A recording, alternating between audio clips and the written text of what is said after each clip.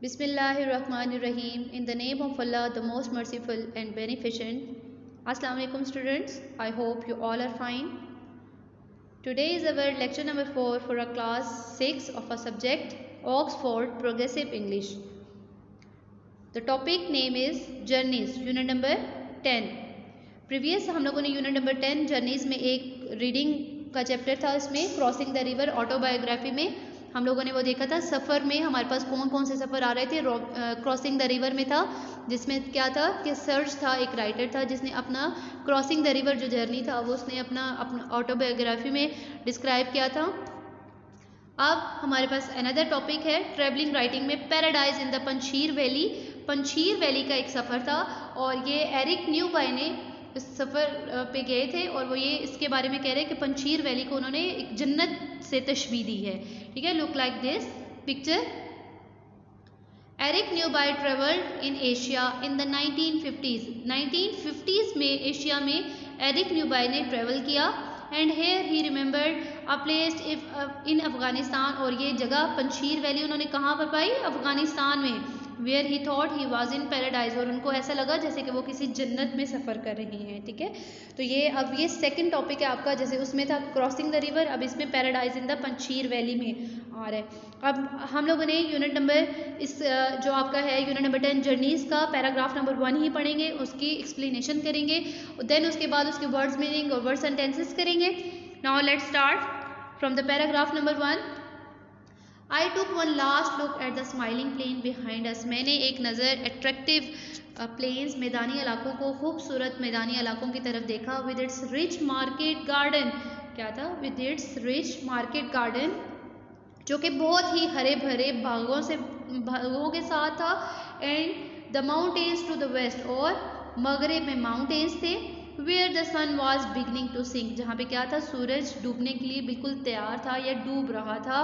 When we were in the cold shadow of the gorge with the river thundering about us, एक करीब ही हमारे पास दरिया thundering position पर में थे कि जिसकी बहुत गूंज, जिसकी बहुत थरथराहट, जिसकी बहुत आवाज़ होती है, वो एक गॉर्ज का क्या मतलब हुआ? Narrow valley. ठीक है, a place between two mountains, ठीक है, जो एक वादी आप इसको कह सकते हैं, लेकिन ये छोटी होती है, जिसमें एक छोटी सी जगह जिसको चारों तरफ से पहाड़ों ने घेरा हुआ होता है। ठीक है, तो क्या कहता, उसके ऊपर एक कोल्ड शेडो, ठंडा सा साया पड़ रहा था।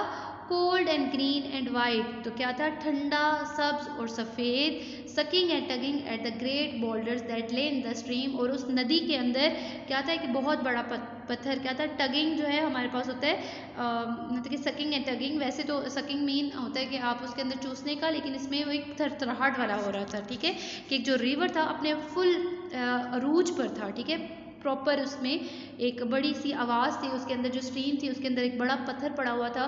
The noise of reverberating from the walls, तो जो शोर था किसका? रिवर्बरेटिंग, थ्रो बैक होता है। ठीक है, वॉल्स से।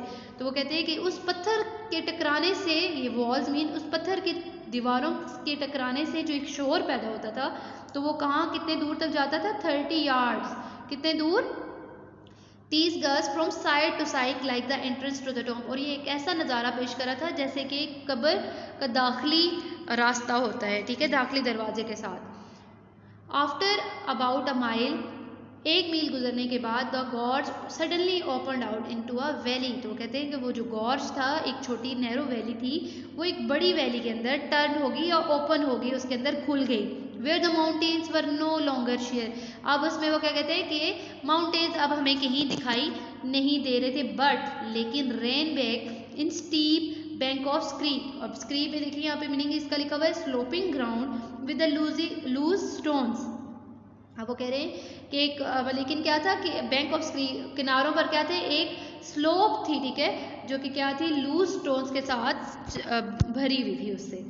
अब इसमें अगर मैं आपको एक्सप्लेनेशन इसमें बता दूं अगर अगेन से, कि आप लोगों का एक उसने वाक़या, उसमें जैसे ऑटोबायोग्राफी, उसने अपना एक्सपीरियंस इसमें शेयर किया है, जिसमें वो कहते हैं कि मैंने जब देखा कि बहुत ज़्यादा क्या थे? खूबसूरत मैदानी इलाके थे, और क्या थे? With its rich market garden, मतलब कि बहुत ही ज़्यादा हरे भरे बागात थे, एक हर तरफ पहाड़ थे और उसमें क्या था, सूरज जो है बिल्कुल डूबने के लिए तैयार था।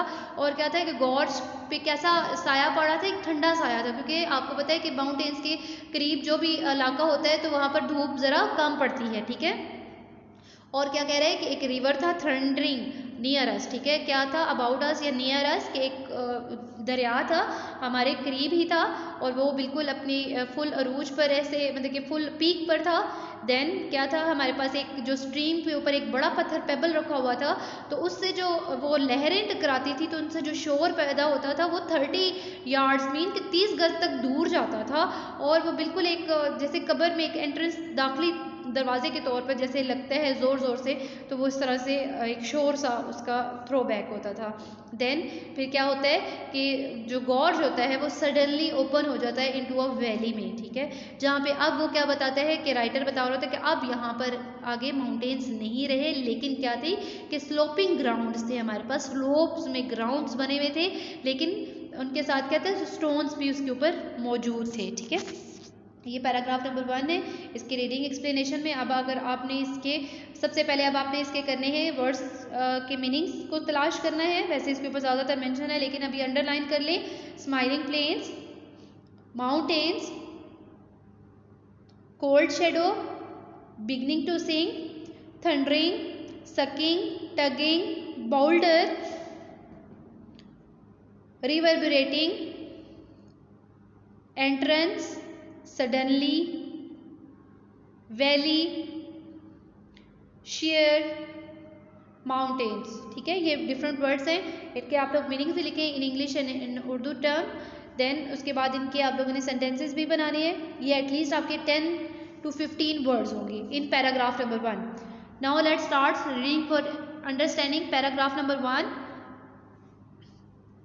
Your question number 1, describe what the writer could see and hear on the plains and in the gorge. वो कह रहे हैं कि गॉर्ज में उसने क्या देखा था और उसने क्या सुना था उन मैदानी इलाकों में, तो वो अभी मैं बता देती हूँ। उसमें नेक्स्ट में मैंने इनके क्वेश्चन आंसर्स को मेंशन किया हुआ है नेक्स्ट स्लाइड पे, तो आप लोगों ने अपने नीड रजिस्टर्स के ऊपर इनको अटेम्प्ट करना है। After the words meaning plus sentences. Here is the answer of question number 1। He looked there a beautiful plains, उसने क्या देखे थे, खूबसूरत प्लेन मैदानी इलाके देखे थे। A beautiful river with its thundering flow, और क्या उसने एक खूबसूरत दरिया देखा था कि जो कि अपने अरूज पर था। There was a gorge between the river and the mountains which ended at the scree, और क्या था, एक नैरो वैली भी उसने देखी थी जो कि दरिया के दरमियान में थी। Then question number 2, how does the description of the river helps you to see and hear it in your imagination। वो कह रहे हैं कि जो रिवर का इमेजिनेशन है आप अपने अल्फाज में उनको कैसे बयान करेंगे। Then here the river seems narrow and fast flowing, clean, glowing blue water, ठीक है। तो जो रिवर था हमें बिल्कुल तंग नज़र आ रहा था क्योंकि वो क्या था, गॉर्ज की तरह से था, स्ट्रीम बता रहा था, फास्ट था, क्या था, तेज़ी से था, फ्लोइंग मूव कर रहा था, क्लीन था, ग्लोइंग ब्लू वाटर, और क्या कर रहा था, ब्लू वाटर को ग्लो कर रहा था। Your question number 3, how did the landscape changes at the gorge open. तो क्या हुआ कि जब गॉर्ज ओपन हुआ तो हमारे पास कैसा स्क्रीन उसके सामने, कैसा लैंडस्केप उसके सामने आया। At the end of the other end of the gorge, the mountains were not high rather than getting steep in back of scree। वो कह रहे थे जब गॉर्ज ओपन हुआ हमारे पास into a valley, तो माउंटेन्स हमें कहीं पे भी नज़र नहीं आ रहे थे, लेकिन हमारे पास स्टीप ऑफ स्क्री वहाँ पर बैंक के साथ पर मौजूद थे।